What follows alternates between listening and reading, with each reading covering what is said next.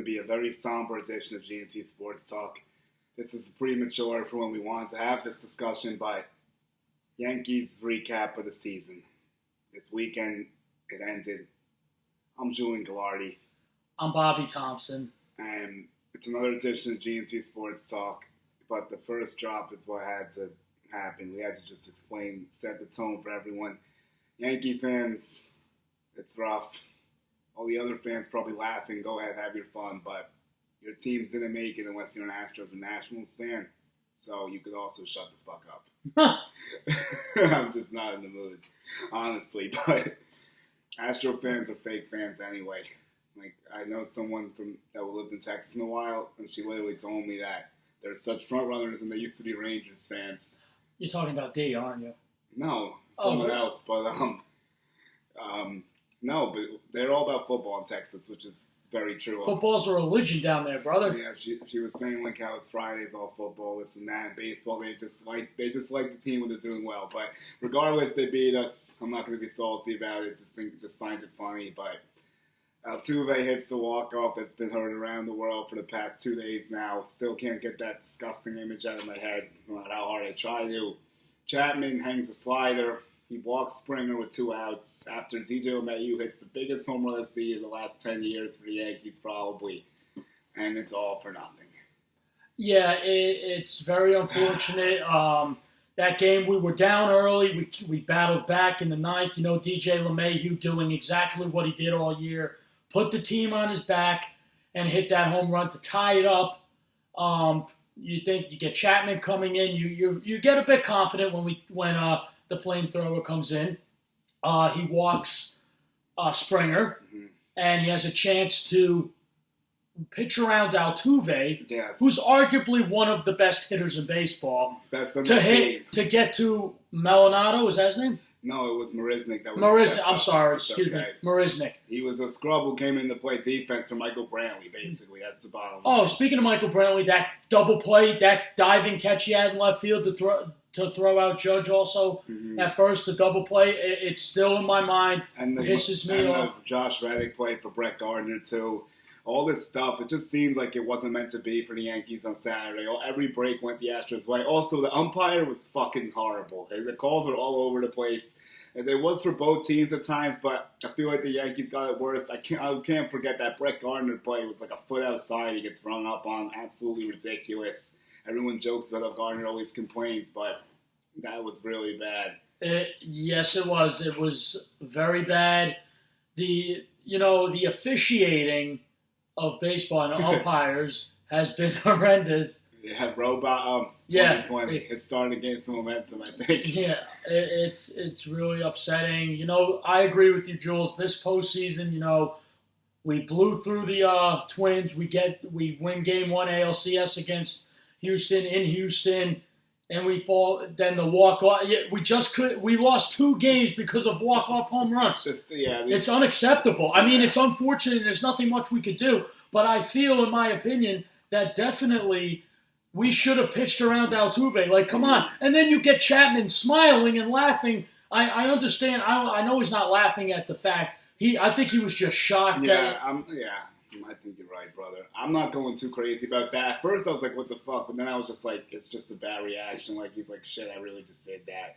It just really, they could have pitched around Altuve. I understand you don't want to put a runner in scoring position, but I'd much rather take my chances with Jake Marisnik and Jose Altuve. I'm sure anyone would, but it's over. We can't get it back. 2 walk-offs. These 2 games were so freaking close, and we just couldn't get it done. They were just a little bit better.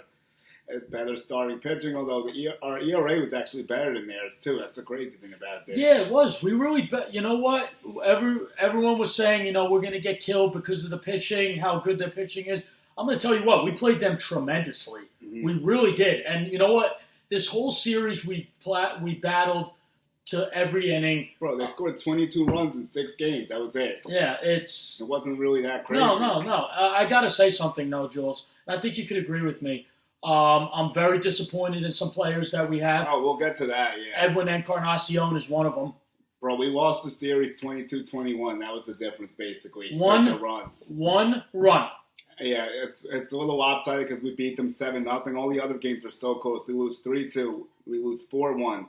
8-3, and then we win 4-1 and we lose 6-4. You know, it just it's a tough pill to swallow. Yeah, that's exactly what it is right now. And you know, we can go through the list of blame. I think Edwin Encarnacion deserves a lot of it. He was absolutely a horrible. The Parrot did not come to play. He was a train wreck. Had one hit. Giancarlo Stanton being benched is the most asinine thing I've ever seen. The guy was willing to play Game 6. I know he struggled against Verlander, and he's been out of rhythm a little bit, but everyone was struggling. And it's not like Encarnacion was doing any better. No, that's what makes it so frustrating to me. And we have to go into the season wondering if it could have been different if Giancarlo was in there. So we'll never know, unfortunately. I think that was a bit of an absent-minded decision by Aaron Boone. We were 5-0 with Stanton in there too. Also, keep that in mind. You know what? Here's the thing. You know, if he's willing to play, I understand he was injured. Like, what are we paying him for? I just don't get it. Well, the money we're paying him, you're absolutely right. He's got to hit. He's got to play in moments like this. This is why we got him. Yeah. And the fact of the matter is, yes, he didn't play that much this year due to injury, but when he came back, you know, why don't you give the guy a chance? Edwin Encarnacion was struggling. Horrible. Why the fuck are you going to play him when he's still struggling? Obviously, even when he came up to bat, Jules, you could see it. He is not there. Yeah, he was not all there. In every account. Basically, it was 0-2 every time he was hitting.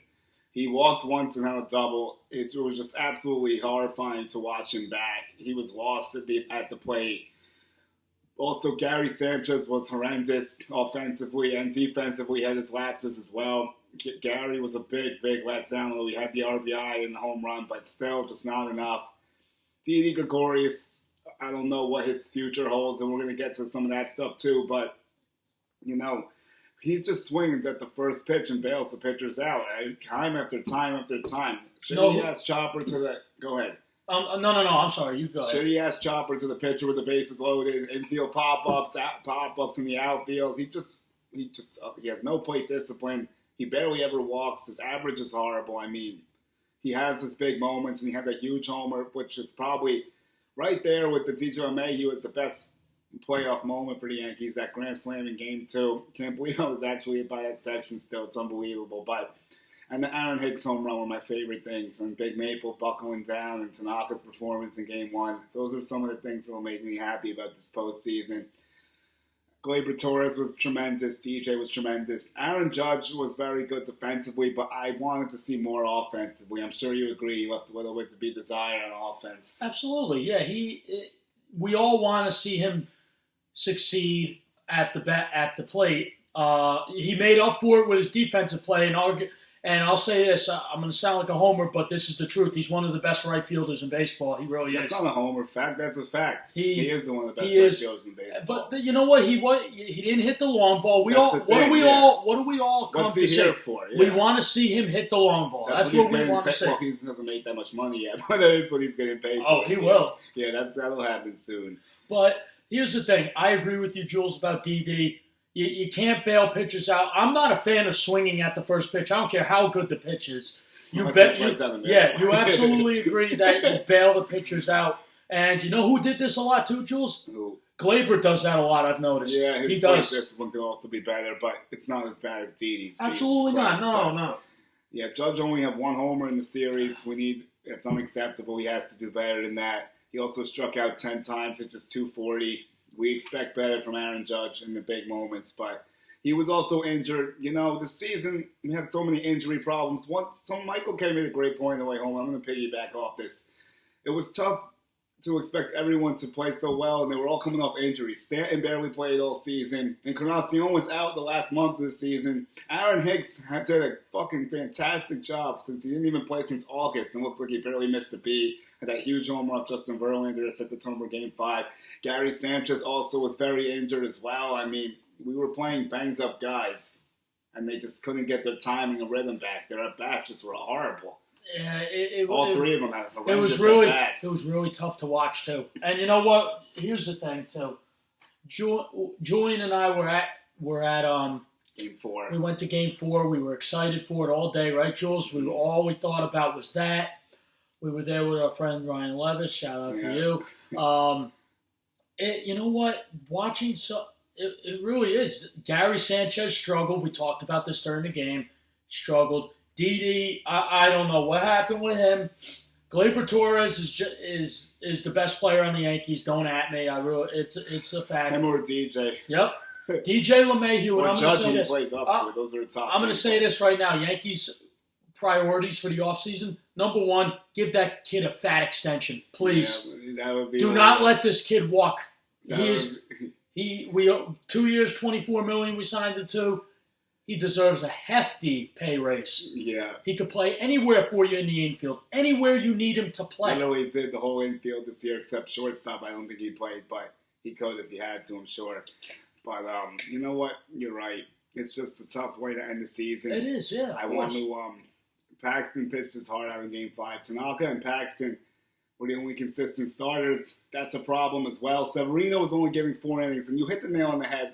Starting pitching, starting pitching, starting pitching. Even Zach Britton said it himself that we need starters on this team. If that doesn't tell the front office that we need starters, I'm not sure what does.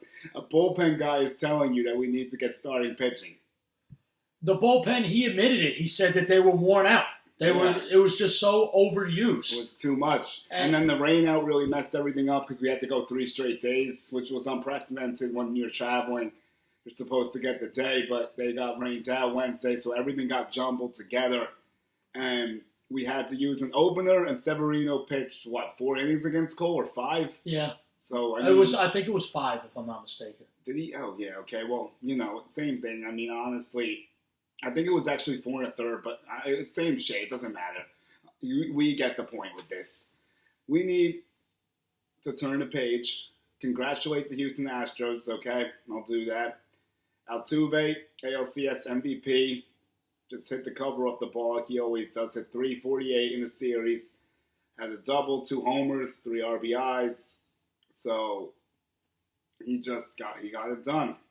He got it done, and he really killed us. He seems to be a thorn in our side, and we got to figure out a way to get him out in the future because this matchup isn't going anywhere, I don't think. So we'll have to see what happens. But let's fast forward a little bit with placing keep or drop, I guess. So Didi Gregorius, do you want him back or should we send him packing? Send him packing. Oof. Cold world these days. Speaking of cold world, we better get Garrett Cole. Yeah, I think that's a must. I think we need to go. We got to throw him the bag and really pay him to be our guy. He should have been with us too. This still aches at me. I don't give a shit how many years ago it was. It still, aches at me. This is bullshit. This is bullshit, and now it is. We could have just had to give them in Duhart, Frazier, and Chance Adams, and he would have been ours. But that was too much for us, I guess. So the Astros got him, of course, and the rest is history. Can't go bargain hunting if you want to win championships. Nope, and then Didi Gregorius, Dylan Betances.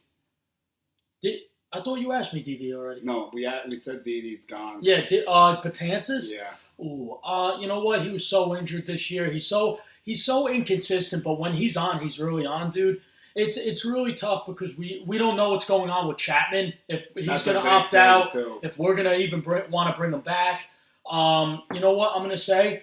I'm going to hold off right now on saying anything until the Chapman thing works out. Because if we lose Chapman and we both lose him, I mean, we still have Britton and we still have Ottavino, but we're going to need some more pieces in that bullpen as well. Look, I'm going to say we got to keep him, and I think we can get him at a reduced rate on a 1-year deal since he's injured, so I think it makes a lot of sense. Yeah. Gregorius, I'm really up in the air about him, very torn. He's had his moments, but he has so many weaknesses on the field, and it's starting to show that he's regressing in a lot of areas, so I know he was injured, but just didn't seem to be himself this year at all. His regular season was not good. His postseason was very up and down after the Twins series, so, it's a tough decision, but if it comes down to keeping him or getting more pitching, you got to let him go and get the pitchers. You're damn right, absolutely. That's not even a question. It's a sacrifice you have to make, but it's a sacrifice that will pay off in the long run, trust me. Okay, then there's Brett Gardner. Well, if you asked me this a couple months ago, I would have told you to get him the hell out of here, but, his little rally cries... I love it. You know what? He came to life. He really did. He seemed to be a spark plug when we were dying, but I'm sorry. He's got to go. I think we got to get younger and better than him. You know what? He's the problem is he's a good bench piece, but through all the injuries, he had to play a lot this year. He played better than we expected. Yes, but he did. His postseason numbers have not been impressive. I was looking him up the other day. It's really nothing to write home about. But I would also say we should try to turn the page with Brett Gardner as well. I thank him for everything he's done. He's been a great Yankee. He might even get a plaque one day, but I just don't know. I don't know if he'll be back. Maybe he'll do it, but also, like we're saying, in terms of saving money and like they're really trying to condense their cap and hopefully make a big splash for a pitcher, he should definitely go if that's the case. Absolutely. Agreed. And then we also have, who else? I was just thinking of someone. No, I had someone like that was important too. Oh, well, J Happ, I would trade him if we could trade him, but that's easier said than done. Yeah. I want to see a team that will actually take on that contract. We'd have to give a prospect up. Especially how bad he was this year. He actually pitched well on Game 6 at least, but still, it wasn't good, and it's a lot of money. That's going to be tough to eat. And then those are like the main pieces I would talk about, I suppose. Relief pitchers we went through. Also, I want to say Luis Cessa did a hell of a job in Game 6. He did. Pitched 2 scoreless innings. I really changed my opinion about him this season. Didn't used to like him, and now I'm on board. Hopefully he has a nice role in the bullpen next year. And I've also been hearing a lot of stuff about Francisco Lindor. I don't want to get trapped into this, but I know you would be on board with this. I would do whatever it took to get Lindor and pinstripes. Yes, I would too. Absolutely. That would really balance out the lineup. Imagine Lindor, and you got LeMahieu at first, potentially Urshela. Oh, well, that's a big question. Urshela and Duhar. And are you okay? I'm going to tell you this. I'm riding a hot hand. I'm going with Urshela. I think he earned it. I really do. I understand Urshela's offense isn't as strong as Andujar's was, but listen, Andujar can't play the field. He's proven it. It's a huge struggle. We have a lot of DHs on this team already. Yeah, so he's got it. If we have to get rid of him to try to get like a pitcher or somebody else, you got to send him packing. But Frazier as well. Yeah, I agree. Yep. Sends him packing. Yes. Cameron Maybin. That's the person I was thinking about asking about before. You know what? I love me some Cameron Maybin. Let's keep him.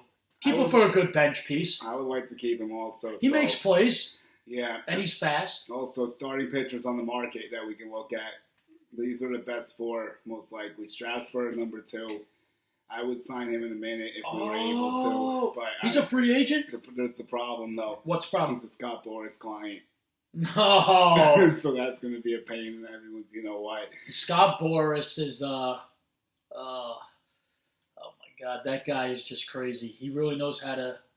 Yeah. He gets, if he's your agent, you love the guy. But if you are a fan and he's trying. The only thing that could help is that Strauss is 31. He's been injured a little bit, but he's putting together a premium season, and he's shown he's one of the best, so it's still going to be a tough bargain with him. And then there's Zach Wheeler, who actually does interest me, believe it or not. I think he would be a nice addition. From the Mets? Yes, he's an innings eater. We need someone to eat innings, and he has good strikeout stuff. He just needs to put it together a little bit more. I can see the Yankees turning him around. Okay. The stuff's there for him. I've watched him a few times. He has it, and also Madison Bumgarner. But I think that's a pipe dream. I'm going to be honest. Well, you know what? Let's just end the Madison Bumgarner the Yankees dream. We all want it so badly, but it will never, never, never happen. Man, I could see him going to like the Braves or something. Like I think he wants to stay in the National League. That's the other thing. I think he likes to hit too. That's the thing. Yeah. So, would you get anyone offensively? Would you look at Anthony Rendon or something crazy? Well, like you that? talked about Rendon. I would love that too. I really would. He's a great player. And as much as I love Gio, I would have to send Gio packing for Rendon, obviously. Rendon's one of the best hitters in all of baseball, never mind just third base. Here's the thing. So, Brian Cashman's going to have his hands full this offseason. And this offseason, Jules, remember last offseason you and I wanted to rip our fucking heads off. I'm going to try to refrain this year. We got to try to we have to stay off the reporting on Twitter. We cannot read into everybody on Twitter. No, I can't feeding into that with the White Sox fans and shit like that. I'm just remembering last offseason. I'm just not ready for this one yet. It was so agonizing and excruciatingly painful that I just don't want to do it again. But here we are. All we did all day was search Twitter nonstop to see the reports that the Yankees suck. got were Manny somewhat Machado interested. or got Bryce There were Harper. people making up stories, telling lies, and ended up not being true, and there was all this stuff going on. Yes, I'm talking about you, Dan Clark. Where he literally promised, he's like, Yeah. "Oh, Machado to the Yankees is a done deal Yeah, already." he said this We're like, "All right, let's before get it." New Year's, and then we waited until February to watch him go to the Padres. Like, I can't. I just can't do it. And then, yeah, this offseason's going to be hell, but I want to say a couple fun things about it. First of all, we will be in San Diego for the winter meetings, and we're going to try to get some shows going for that. And if anything breaks, we'll let you know about it. Yes, we will So be. that's something fun. We're looking forward to this. I've never been to California before, so I'm really looking forward to this. It's coming in December. The winter meetings. We're all excited. Julian and I have planned this for the past couple months. Yes. And we're on to bigger and better things. We're on to the West Coast, and we'll see if I want to come home after this trip. Yeah, right. Also, there's also a series the Yankees have in Montreal. We may try to get ourselves over there in March 23rd and 24th. I was looking into this before. Where are you now? Yeah. Well, I just got a passport, so you... Maybe it's good timing. And then spring training, it takes place February 22nd, I believe, is the first game. Maybe we'll try to get out there too. Last year I was able to make it down. Bobby was down, but we It just didn't add up. Well, it adds up this year because maybe this year I could go down. I'm going to be in Tampa a lot because I'm moving to Tampa after I get married. Right. So maybe it all works out. Yeah, but that's what we have for this edition. Very somber outlook, but also optimistic for what's to come in 2020. Absolutely. So for this edition of GNT Sports Talk, I'm Julian Gallardi. I'm Bobby Thompson. We'll see everyone soon.